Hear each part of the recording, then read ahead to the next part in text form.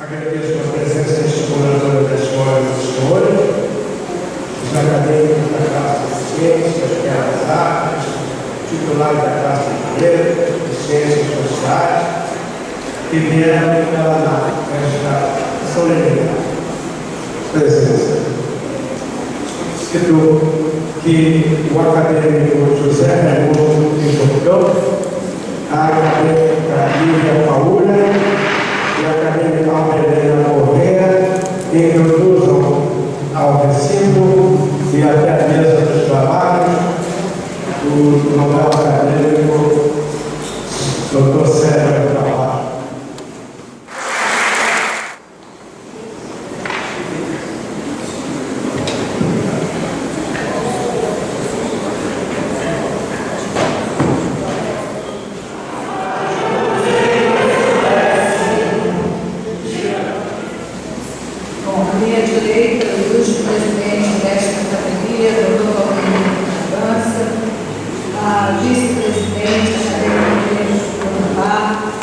Desembargador Índio Brasileiro Rocha, o doutor Antônio José, presidente da OAB Niterói, o doutor Aristeu Gonçalves Cristônia, presidente da Academia de Medicina Veterinária do Estado do Rio, a minha esquerda, a acadêmica Matilde Gilari do Conde, Carolina Conde, presidente do Senado Fluminense de História e Letras, a professora Edil Price, presidente da ASPU, o Dr. José Raimundo Martins Rompeu, pró-reitor da Universidade Cândido Mendes, também membro desta casa, o acadêmico Sá Soares de Souza e o empossão, à tarde, o Dr. Célio Hertal Rocha.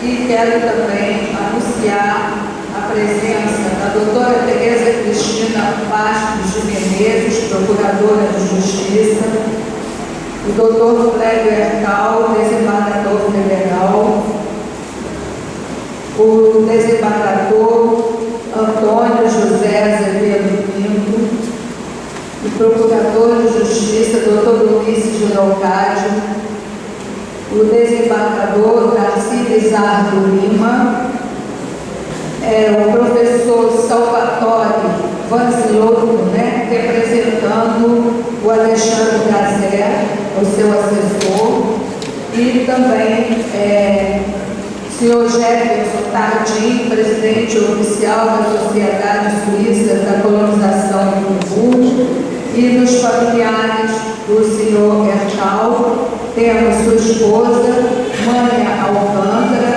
seu filho, Dr. Célio Eduardo, e sua filha, a promotora Elisângela Hertal Rocha, e o seu marido, Rogério Martins. Demais autoridades presentes, assim que forem anunciadas, nós comunicaremos. Tenho o prazer de dar a palavra ao decano desta casa. Eu já tenho 43 anos de acadêmico, o acadêmico Sá Soares, que saudará o seu companheiro de caminhada na vida de comunicação do jornalismo e presidente da União Brasileira de Computadores, que vai usar o microfone para fazer a saudação ao novel acadêmico Sérgio Hertal Rocha.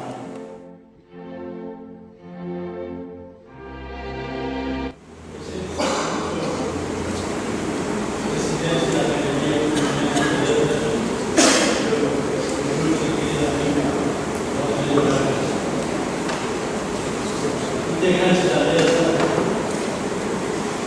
senhores acadêmicos, minhas senhoras e meus filhos, estamos sabidamente na era das novidades.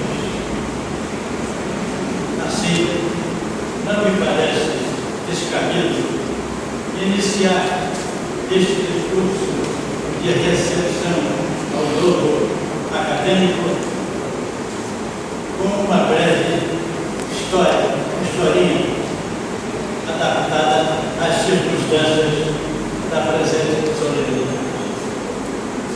O caso é o seguinte: em 29 de julho de 1944, há precisamente 71 anos, associei a outros jovens da mesma idade com o propósito de criar um clube, um grêmio, em que pudéssemos exercitar não os pés, como no futebol, mas o intelecto, e assim, através do aprendizado da prática da arte literária, buscar um lugar ao sol, através da prática da arte literária, buscar um lugar ao sol no universo da civilização e da cultura. Temos ao clube, ao Grêmio, então fundado, o nome de Grêmio Literário Humberto Campos, e passamos, nós, aqueles jovens suburbanos, do bairro proletário, do bairro de Niterói, em que morávamos, passamos a nos reunir no porão de uma casa da rua Riodade, no bairro proletário do Fonseca, exatamente num porão, uma sala, num porão, em que durante os dias da semana, à noite, funcionava o centro espírita. E aos domingos, dando foco às obras do mundo, daíamos nós, muito vivos e espertos, a reviar, nos reunir e cuidar de literatura. Nós nos reuníamos nos domingos pela tarde para a leitura, a crítica e o julgamento de nossas incipientes criações literárias. Éramos, digamos, mestres e discípulos uns dos outros, como o espírito da tolerância do caso exigiu. Eu fui desde logo nomeado secretário perpétuo da agremiação, a exemplo do que se dera na época nesta academia máter, com as figuras muito acertadas do acadêmico Lacerda Nogueira, para a mesma função, que por resumir nesta casa é conhecida como a Casa de Lacerda Nogueira. Secretário perpétuo, não perdeu o cargo, eu disse que fechou os olhos e entregou a alma. Bem, meus amigos, essa história, dita aqui, a título de resumo na novela, ela já está muito bem contada pelo escritor Vanderlino Teixeira Leite Nero, em seu livro Passeio das Letras na Saga de Araguaia. Voltando ao caso, não era numeroso o nosso grupo, mas dele faziam parte Aurélio Zanuato, José Sevier Barroso, Alonso Paulo de Araújo, Hélio Paulo de Araújo, Carlos Alfredo de Araújo, José Francisco Coelho Mendonça, Tílio Renier, Nildo de Oliveira Viana, Antônio Jurista dos Reis, Paulo Pérez Quevedo e Ciro Corte. Alguém vai perguntar, e onde está o nome do Direito Campos, que todos indicam como um dos fundadores do Grêmio? Corrige o historiador nesse ponto. Ele não foi um dos fundadores. Direito Campos, diante de nós, se destacou nacionalmente e de fato no grande poeta. Ele, quando ingressou no nosso Grêmio, já o Grêmio estava no seu segundo ano de existência. E o papel dele em tudo isso? Meus amigos, é fácil que aconteça com a maior simplicidade.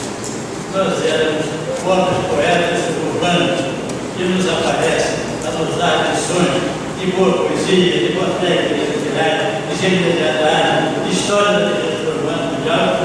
Um poeta que tinha corrido o mundo. Está iniciando na literatura brasileira com o seu livro de poemas Rosa do Mundo, mas tinha feito seu aprendizado não nos limites do nosso município ou do nosso estado, mas além das fronteiras do nosso país. O papel dele é importantíssimo em toda essa história que eu estou tentando resumir aqui. Em seu terceiro ano de existência, o Grêmio recebeu um novo pedido de admissão. Desta vez,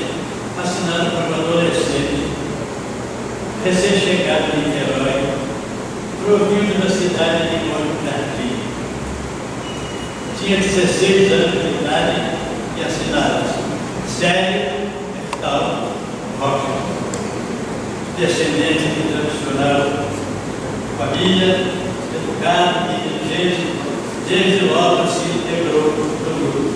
E hoje aqui está conosco na condição de escritor para a carreira que lhe coube no unânime interesse.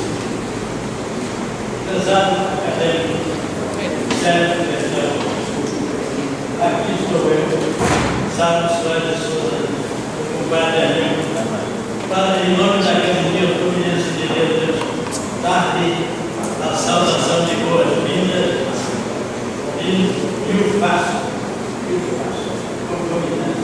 Ao mesmo tempo, em nome de nossos companheiros, literário republicano, indissoluvelmente vivo em nossa mais profunda sociedade, porque, com certa emoção, eu recordo agora aqui que somos eu e você, dois dos 5 sobreviventes daquele glorioso passado. Com todos eles, gostaria de estar aqui conosco, em carne e osso, e traje de gala, participando dessa comunidade homenageada.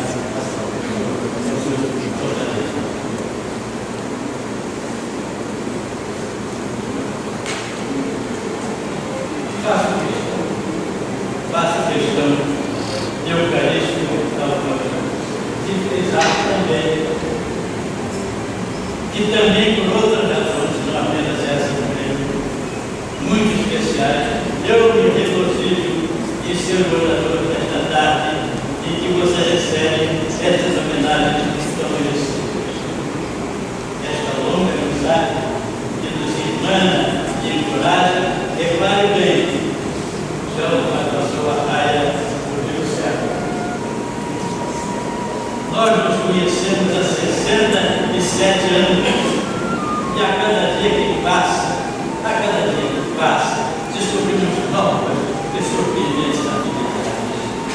A própria vida de todo dia, a vida cotidiana, a vida que não cessa, que não para e que nos arrasta em ideia e quando atrás do passo. Essa mesma vida, tão boa para nós, a vida que tem propiciado circunstâncias de tempo e lugar para nossos encontros. Ora no jornalismo, na redação do Fluminense, ora nas redes forenses, como advogado, ora para nosso encontro, no jornalismo, transmissões de jornada do Ministério Público e da Defensoria Pública. Quantas vezes fizemos viagem, lá, os mesmos viagens, os mesmos processos, a mesma disposição de luta, e o mesmo amor fraternal que sempre nos ligou desse sistema. Até no gosto artístico, Célio Hertal Rocha, curioso, a cada dia escuro de sua personalidade, de seu caráter, de sua inteligência adversária, justificativa para a admiração que lhe confesso. Até no gosto artístico, meu querido, nas opiniões sobre livros e filmes de filmes. Sua modéstia, meu caro Hertal, sua modéstia que eu classificaria como timidez, retardou sua decisão sobre se deveria ou não reunir os seus trabalhos anteriormente comunicados na imprensa no exercício de uma extensa e variada atividade jornalística. Para a alegria minha, alegria, orgulho, vaidade dele, eu vou dizer isso como você agora. Para a alegria minha, posso e dentre os seus amigos íntimos, eu fui um dos mais persistentes em sugerir a publicação. Seu senso de jornalismo, sua intuição da necessidade e da oportunidade desses livros salta aos olhos do leitor. Você escreve bem, com clareza, com precisão, com lógica, com leveza. Isso é característico do jornalismo. E a prova é disso que eu estou dizendo. Ressalta do êxito, do sucesso dos seus 2 livros que acabam de criando. Um deles, A Caminho de uma Esperada Psicologia. A Academia Fluminense de Letras já esperava de braços abertos. Sobre os vizinhos, inclusive, de cadeia. A minha cadeia foi em 2016, eu acabei de artigos que a gente foi. Os braços da poltrona que se consagrou. A academia já o esperava de braços abertos. Os braços da poltrona que se consagrou como o brilho de eloquência rural, junto ao Alberto Francisco Torres. O lugar é seu.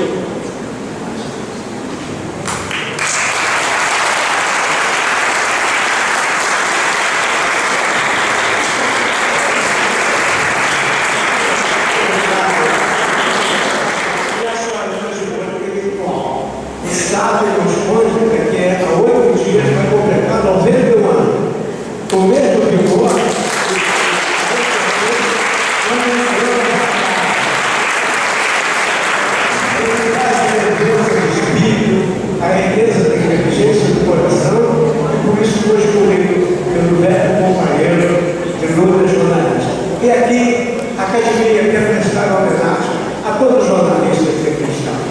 Porque sem a imprensa livre, sem a capacidade de dizer a verdade e a autonomia, escrever o que pensa em favor desta pátria, não haveria liberdade. Para os jornalistas, a saudação nossa e mais da metade dos integrantes desta casa foram os jornalistas. E ajudaram a fazer a República, ajudaram a fazer a eleição da outra, e estão ali figurando na galeria dos patrões. Eu faço uma homenagem muito particular ao Sábio, que durante muitos anos ocupou uma coluna no Fluminense, ao lado do Marcos Almeida Bandeira, e o Sábio Sérgio também já estava lá, ao lado do Almeida. E tenho um prazer nesse instante de pedir à nossa secretária que anuncie as outras presenças hoje. Seria possível e impossível citar todos os nomes que aqui estão, mas alguns nomes ela vai citar. Quero citar o desembargador Dr. Roberto Guimarães, que é presidente do Instituto dos Magistrados Brasileiros. Também nessa homenagem aos jornalistas, nós temos aqui presentes vários jornalistas. O Guadar, do Santa Rosa, o Edgar Fonseca, do Jornal Diz, o Chequete, dos Escritores ao Ar Livre, o Gentil, o senhor Gentil, que é o Sindicato dos Jornalistas, e o senhor Alberto Araújo, do Fórum Portal Cultural. Queria também ressaltar a presença da Rede Barucheiro pelo Centro Cultural Maria Sabina. E a proporção de chegar em outros nomes, nós também anunciaremos e pedimos desculpas se alguém foi citado no momento. Agora, eu solicito ao modelo acadêmico que proceda o juramento acadêmico começando ritual que levará à efetivação como integrante, como titular da Casa Brasileira desta quase secular academia que já se prepara para a comemoração do seu centenário. Academia Fluminense de Letras.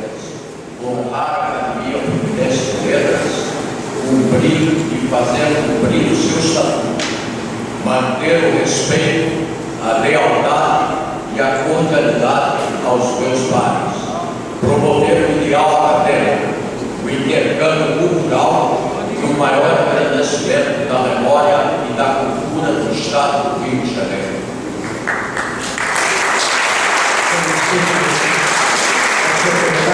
Faça a leitura do termo de compromisso de voto. Será assinado pelo acadêmico e pela presidente e a secretária. Termo de compromisso de voto. Aos 10 dias do mês de setembro, no ano de 2015, às 16 horas, no Salão 9 da Academia Fluminense de Letras, após pronunciar o juramento acadêmico, assumindo o compromisso de honrar a academia, de respeitar, de fazer respeitar o Estatuto da Academia Fluminense de Letras, tomou posse como titular da classe de letras na cadeira de número 27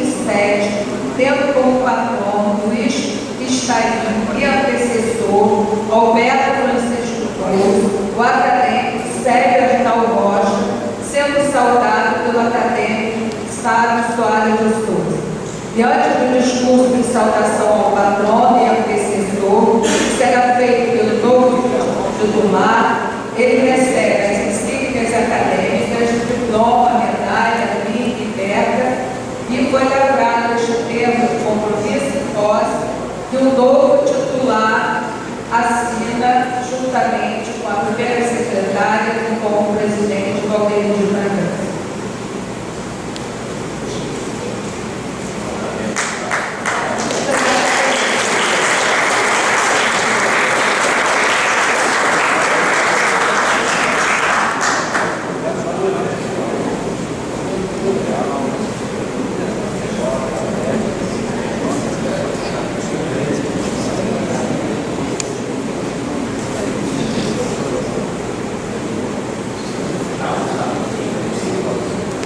Agora, para colocar, que tem o sentido de um manto, eu tenho a honra de convidar a senhora Mânia Alcântara Rocha, que vem até aqui, juntamente com a filha Elisângela Rocha, e o marido Rogério Martins, e o filho Célio Eduardo, para colocar a beca, colocar a secretária, a cena acadêmica e o PIB.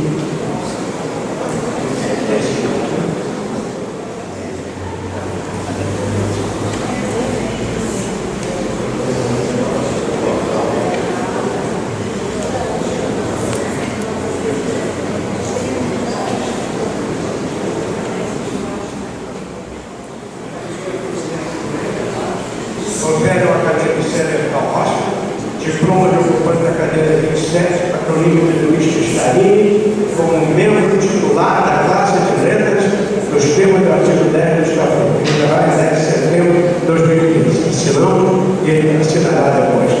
Eu peço à sua rainha, companheira de mais de 50 anos, que faça chegar ao seu príncipe consorte esse diploma.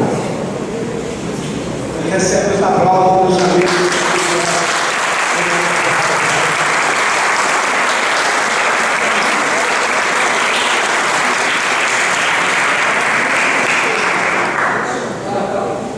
Agora vamos à acadêmica para a tribuna para o seu pronunciamento.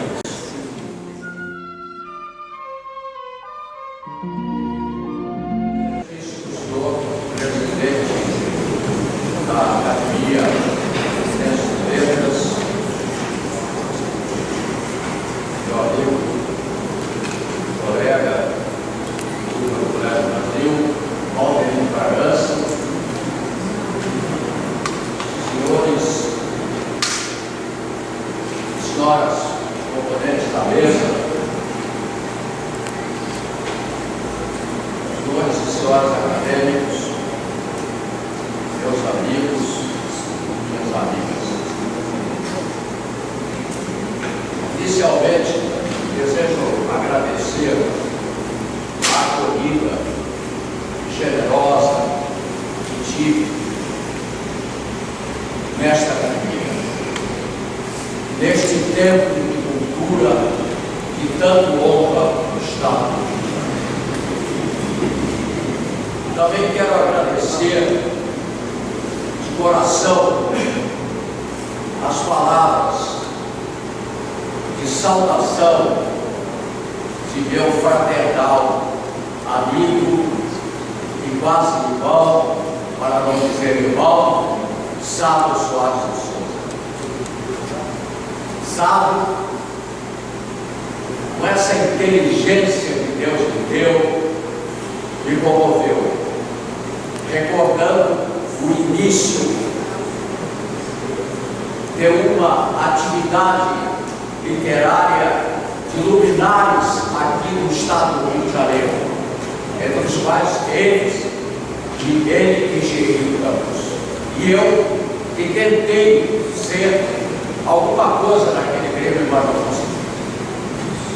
Para agradecer a Sávio, eu quero lembrar as palavras de Nelson Mandela. Nelson Mandela e livrou o seu país do apartheid, quando esteve no Rio e foi homenageado, disse aos jornalistas: classe essa que eu também me honra pertencer. Os brasileiros quase me mataram de amor. Sabe, você quase me mata de emoção, recordando aquela infância de 1946. Sabe? Obrigado.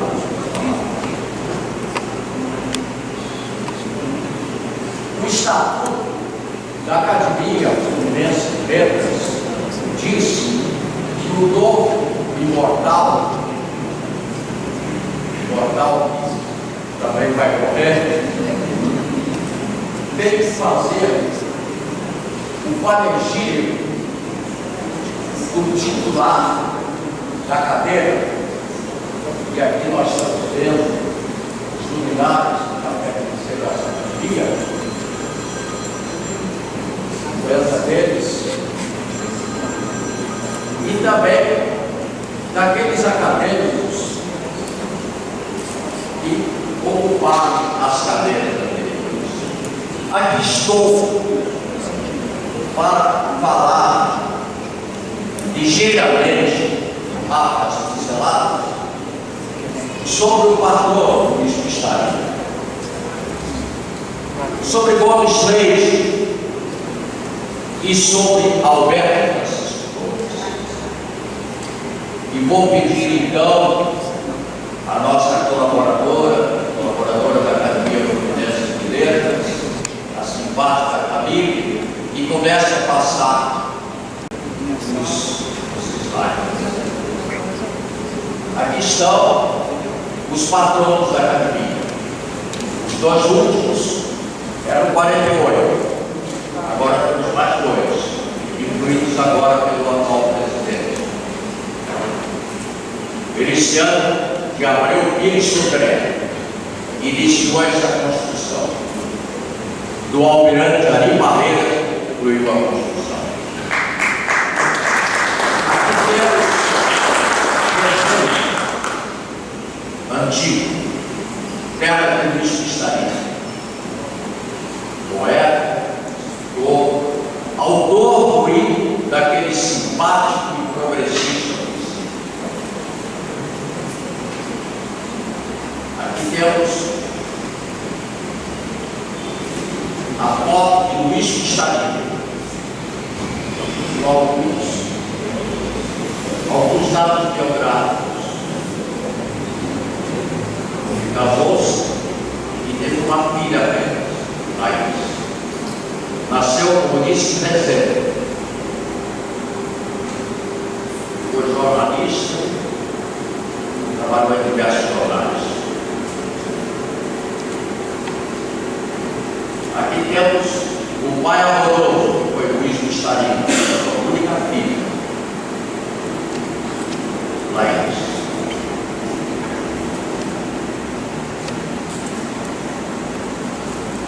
Ainda Pistarim, com várias observações sobre a sua vida. Inclusive, a última do nosso filólogo aqui de Niterói, Arthur de Almeida, poeta rigoroso, escritor e jornalista.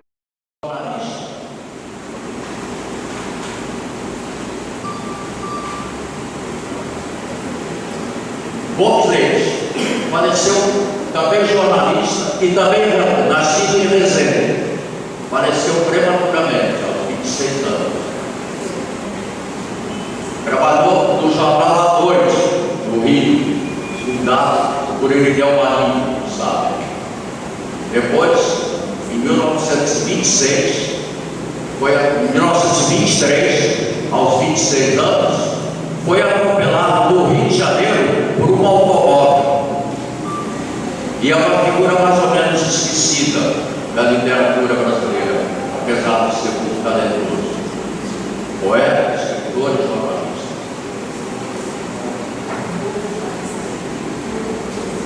Aqui tem dizeres obras de Gomes Leite. Alberto Gomes Leite, também chamava-se Alberto.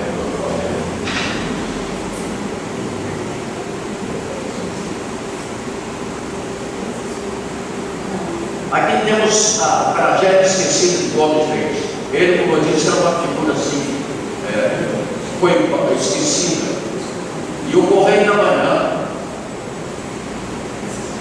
em 1926, no centenário do poeta Olavo Bilac, príncipe dos poetas brasileiros, recordou a figura de Gomes Leite, que ele foi um biógrafo de Olavo Bilac, recordando a tragédia que vitimou o desastre de Alcântara.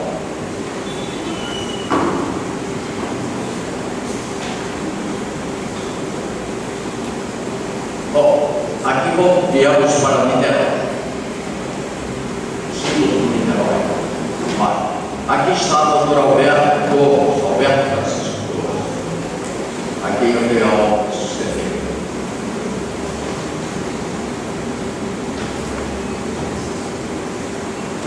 Dr. Alberto Torres, bacharelou-se em 1936 pela Faculdade da Universidade Federal do Rio de Janeiro. A fotografia dele, ao lado esquerdo, e ao lado direito da antiga universidade.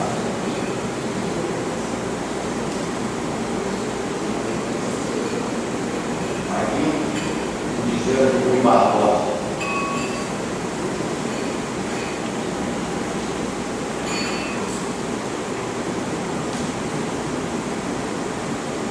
O Alberto foi presidente da OAB, do Instituto Histórico e Geográfico de Niterói, e professor de Direito Constitucional da Universidade de Petrópolis. É uma das suas, além de outras grandes atividades urbanísticas, intelectuais.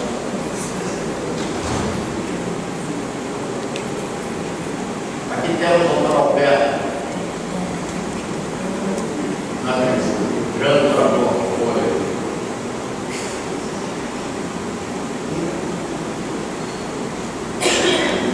Aqui temos o Dr. Alberto tendo reconhecimento das professoras do Estado do Rio de Janeiro.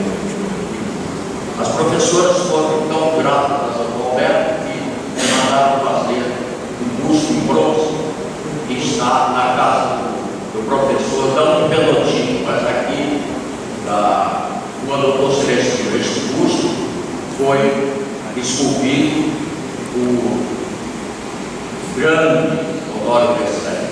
E por coincidência, hoje, a UPES, que é dirigida atualmente pela professora Terezinha Machado, está completando 70 anos, hoje, 10 de setembro. E neste momento, pelo menos às 18 horas, vai haver uma missa na Catedral em louvor das mestres das abnegadas professoras do nosso Estado. E amanhã vai haver uma solenidade na casa do professor Pelotinho, que o Dr. Alberto tanto ajudou na construção. Mais um discurso do Dr. Alberto na Assembleia Legislativa do Estado do Rio de Janeiro. O Alberto foi deputado estadual 4 vezes, deputado federal 1 vez.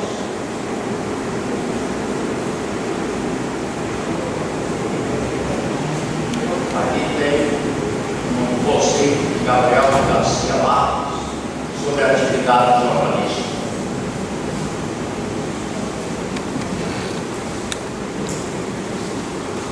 Aqui o primeiro número do Fluminense, o Dr. Alberto adquiriu o jornal em 1954.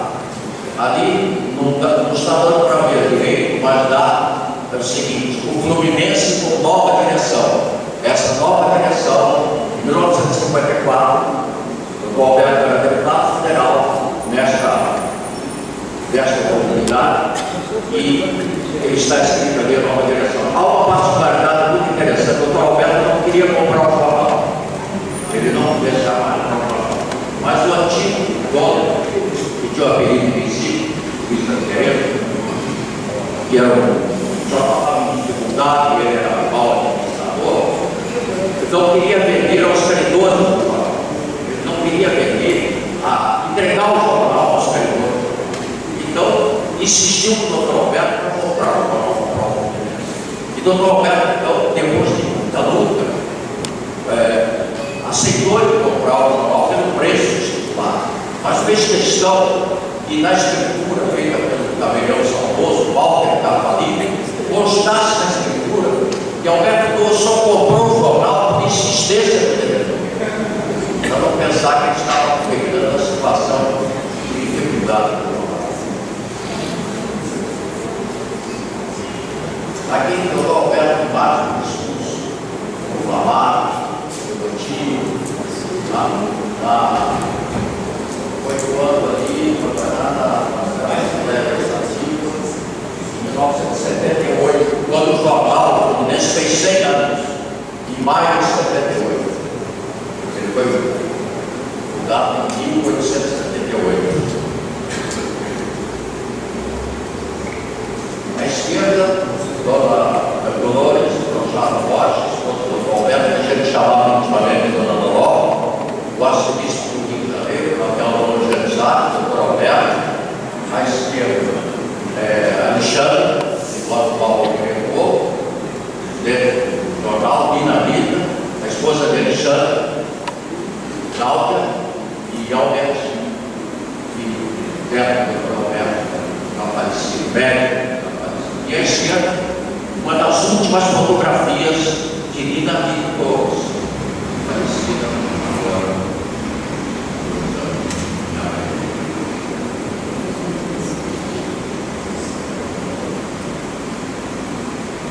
Aqui as honrarias do Dr. Alberto recebeu.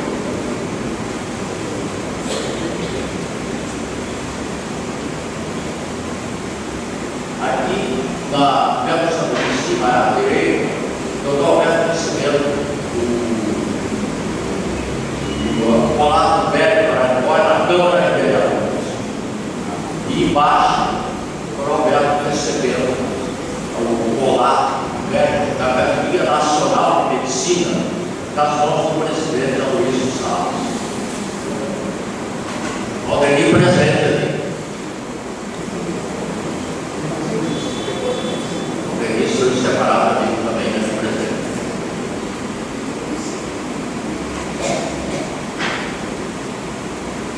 Aqui o prédio da academia de Fluminense, na parte maior, e da parte menor, o prédio da academia niteroiense, seguida a incomodar com a academia niteroiense de Letras, quando o prefeito, nosso Aldemir Bragança. Aldemir sempre incentivando e ajudando a cultura nesse estado.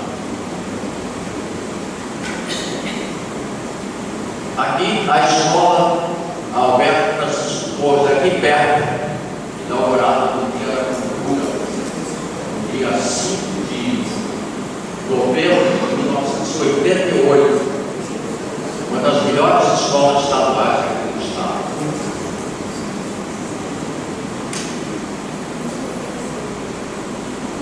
O Dr. Alberto faleceu numa quarta-feira, dia 25 de novembro de 1998. Aqui uma fotografia muito assim, comovente, Cristo de braços abertos, embaixo, os amigos do Dr. Alberto levando, carregando o seu caixão. Ali estou eu e também o então prefeito Jorge Alberto Silveira.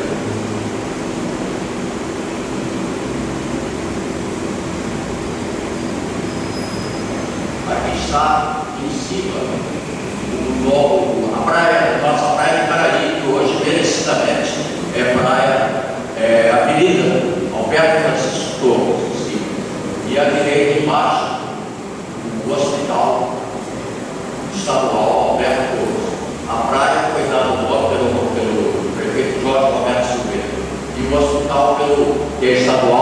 pelo governador Marcelo Alencar.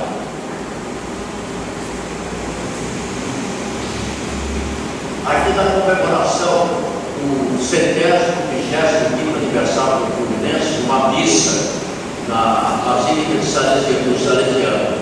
Temos ali, da direita para a esquerda, Cláudia, esposa do Alexandre, Nina Rita, a própria Nina Rita, Alexandre, e ao lado dela, sua avó, atrás, parentes dele, da Martins e Leda de outros parentes. Aqui nas comemorações do centenário do Dr. Alberto Torres, o sábado ali à direita, e uma foto feita na Academia Niteróiense de Letras, que iniciou as festividades em homenagem ao centenário do Dr. Alberto, e ocorreu no dia 12 de setembro de 2012.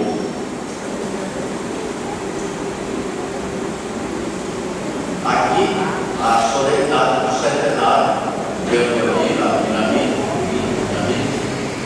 e o Valveri e Márcia Pessanha, que é secretária desta casa, e ao lado recebendo flores dos alunos da escola Alberto das Torres, e ao lado a Helena, que é vice-presidente desta casa.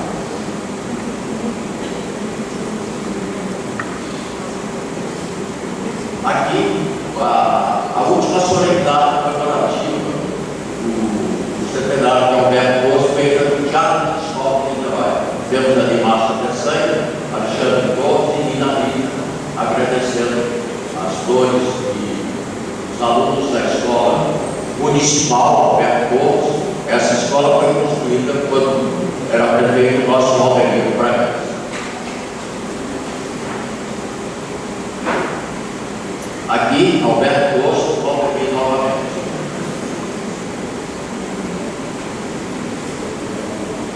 E aqui, Dr. Alberto, uma fotografia bem, assim, ele não tem, era isso mesmo, os seus últimos anos.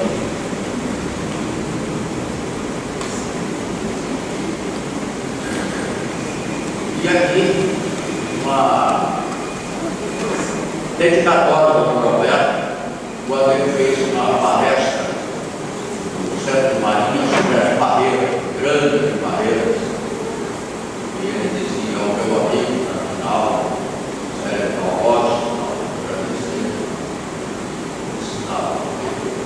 a gratidão é crescente, se expressar. Ele tinha por mim e eu tinha por ele. Obrigado. Agora eu vou pedir a Camila.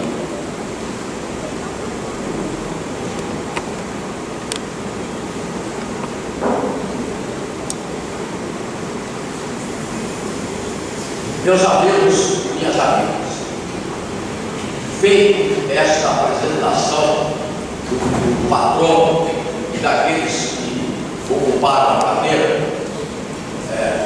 eu tenho a obrigação, seguindo o Estatuto da Academia Brasileira de Letras, falar alguma coisa sobre eles. Já falei através desses slides. Agora vou dizer alguma coisa do pessoal. Desde a juventude tinha certo temor para as letras e para a literatura.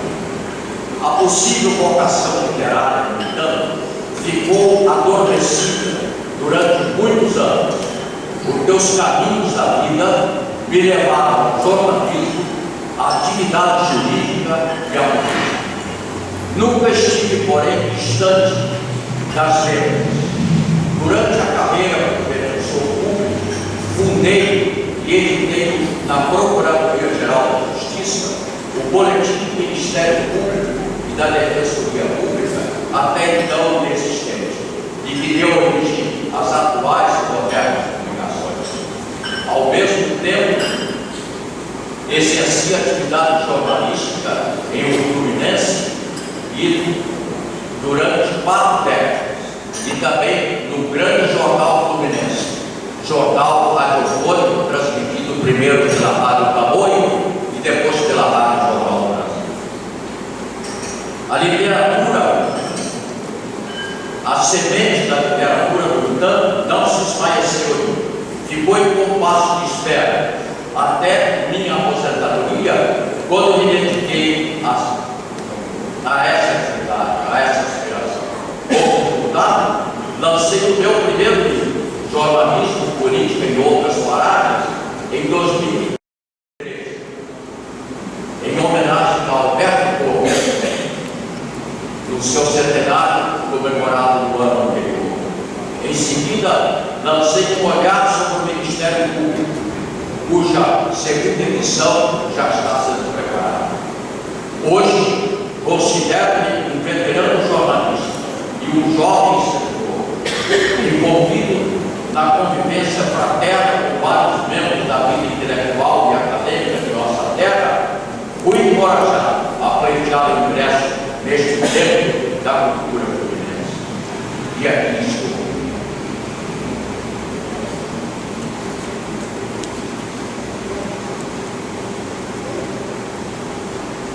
Ao ser eleito para a Academia Fluminense de Letras, tive a alegria de encontrar disponível a cadeira anteriormente ocupada por aquele inesquecível companheiro, Alberto Gomes. Sua cadeira estava vaga há quase 17 anos. Tive quase a sensação de que ela esperava. O Dr. Alberto mantive durante 40 anos fraterna e respeitosa convivência, alicerçada em sólida amizade. Não desejo me alongar. Não quero falar do Alberto Gomes, advogado, presidente da OAB. Não quero falar de advogado presidente desta casa. Não quero falar do Alberto Gomes, diretor, professor de Direito Constitucional da Universidade Católica de Petrópolis. De todos os títulos conquistados por ele em sua vida, o que mais lhe parecia era o de jornalista. Única vaidade do homem que, pelos seus padrões éticos, terminou transformando-se num dos ícones deste país. Exemplo a ser seguido. Foi na trincheira do Fluminense, a partir de 1964, quando assumiu o comando do jornal, e posteriormente das datas do Grupo Fluminense de Comunicação e no Parlamento, cumprindo mandato de deputado estadual e na Câmara Federal, e se empenhou na defesa intransigente dos interesses coletivos do nosso Estado do Rio de Janeiro. Refletindo o seu espírito de modéstia e humildade, não permitia que no noticiário do Fluminense que a ele se referisse, dissesse presidente Alberto Gomes, diretor da empresa Alberto Gomes. Exigia que fosse tratado simplesmente como nosso companheiro Alberto Gomes. Foi protetor dos seus subordinados, os quais tratava sempre carinhosamente. Na fila dos elevadores do prédio do jornal, e eu muitas vezes assisti, cedia vez para os mais humildes. Desapegado das coisas materiais, afirmava: nada levarei para o cemitério de Madrid. Orador primoroso, dotado de fantástica memória, citava em seus articulados discursos, sempre em escorreita linguagem, nomes, fatos, datas, com absoluta precisão. Leu alguns dos seus discursos, mas preferia falar de improviso, e era muito melhor em improviso do que ele. Quando as circunstâncias exigiam, aliava a eloquência à veemência. Somados os incontáveis artigos editoriais e discursos feitos por Alberto Gomes, dariam para fazer alguns livros, refletindo a longa vivência sobre fatos e aspectos culturais educacionais e socioeconômicos da vida fluminense e da vida nacional. Vive nas votações parlamentares, não permitiu que ninguém duvidasse da sua posição. Roberto Gomes foi sempre contrário ao voto secreto. Nas campanhas eleitorais, tinha abissal aversão ao toma lá da cá, a ponto de recusar votos se a oferta condicionava o apoio à troca de favores sexuais. Em 16 de novembro de 1955, em pleno estado de sítio e em meio à grave turbulência institucional, o então deputado federal acompanhou pessoalmente seu amigo e correligionário, o ex-governador Carlos Lacerda, ao aeroporto do Gavião, para embarcar exilado para Cuba, antes de Fidel Castro, graças a Deus. Interpretado por um militar, aliás, interceptado por um militar, disse em alto e bom som corajosamente: eu sou deputado federal e levarei o deputado Carlos Lacerda até o interior do Maranhão.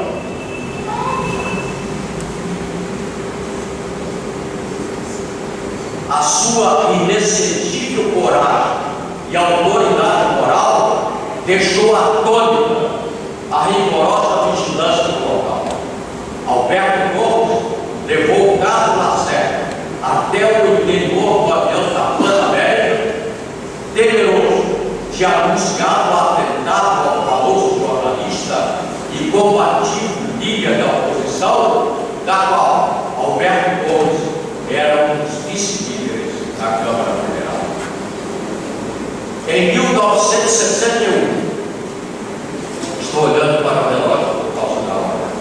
Em 1961, quando o chefe de gabinete do ministro da Educação, Príncipe de Novo, niteroiense, que vive na estima e na admiração dos fluminenses, Alberto Gomes teve fundamental papel na criação da Universidade Federal Fluminense, concretizada pouco antes da renúncia do presidente Jânio Vargas, formando a nossa magnífica UFR, Universidade Federal Fluminense, que tantos e assinalados serviços têm prestado à juventude brasileira. Em 1975, na elaboração da Constituição do novo Estado do Rio de Janeiro, decorrente da prisão de Ribeira e Jota, o então deputado constituinte Alberto Gomes se agigantou na defesa dos funcionários públicos do antigo Estado. Haveria concursos classificatórios entre os dois quadros, para depois aproveitarem-se os melhores classificados, indo os demais para a disponibilidade com as suas graves consequências. Lutou com todas as suas forças, conseguiu preservar os direitos de todos os funcionários fluminenses, fazendo incluir nas disposições transitórias da nova Constituição do novo Estado que seriam respeitados todos os direitos adquiridos. Essa é a causa. Entre as virtudes que ornavam a personalidade do Dr. Alberto, a que mais se destacava era a solidariedade humana, o seu espírito profundamente cristão. Eu próprio acompanhei em visita a hospitais para assistência a amigos, parentes e funcionários do jornal, quando me vejo. Alguns comoventes exemplos ainda permanecem em minha memória. Permito-me repetir o que disse sua única filha, Nina Rita, uma das razões do sofrimento, ao lado da abnegada esposa,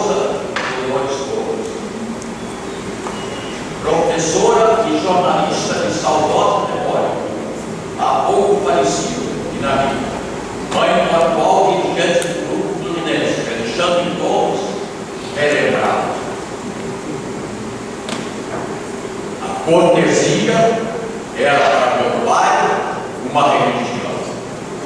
No jornal, na Assembleia, no fórum, nas repartições, e às vezes tinha que comparecer em qualquer lugar onde se apresentasse.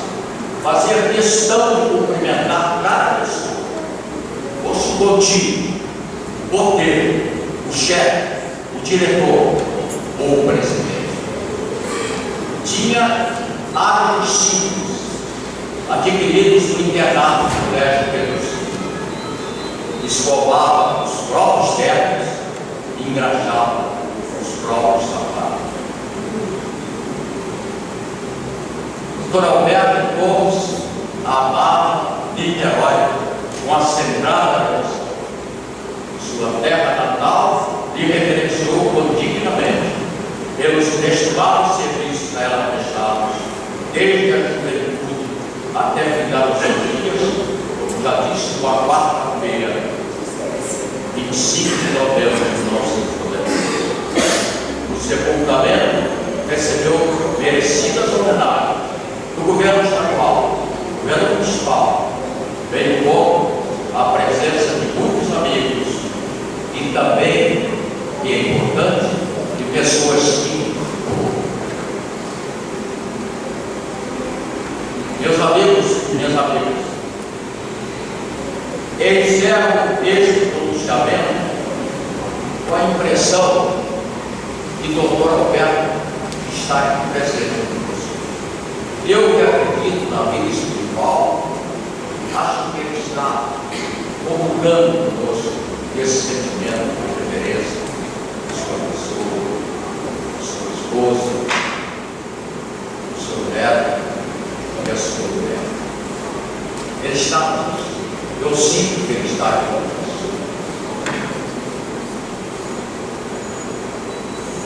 Para terminar, meus colegas de jornal que estão aqui presentes, que eu estimo, porque jornalista é um sofredor diário, trabalhador diário, apostando em incompreensões diárias, dificuldades diárias. Mas a luta prossegue, não é verdade? Quero dedicar o meu ingresso nesta reunião, prestes a completar o centenário, sob a presidência exemplar de Valdeir de Bragança e sua dedicada diretoria. Quero dedicar o meu ingresso nesta casa de cultura a duas pessoas.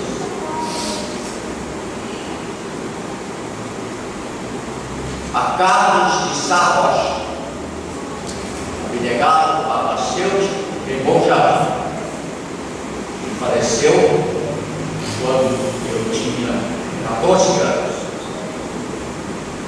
me orientou até os 14 anos para que eu fosse da vida que eu sou hoje. E também dedico o meu ingresso a Alberto Francisco, meu amigo, meu professor de vida. Muito obrigado.